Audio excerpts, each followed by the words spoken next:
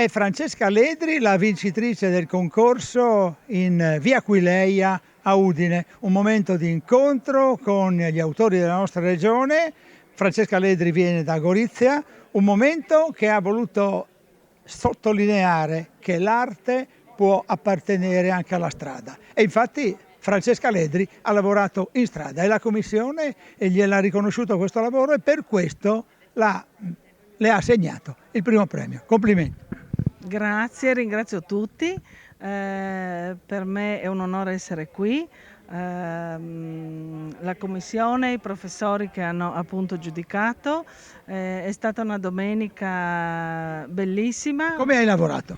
E ho lavorato in pieno benessere, ecco. I tuoi colori sono molto espressivi di una cultura sostanzialmente vicina all'astrattismo.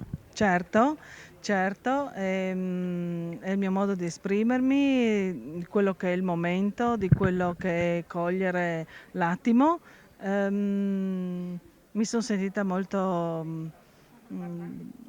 direi molto a mio agio qua, questa domenica. Ti faccio una domanda un po' banale, ma te la faccio lo stesso. Qual è il tuo colore dell'anima? Il turquoise, il turchese, assolutamente.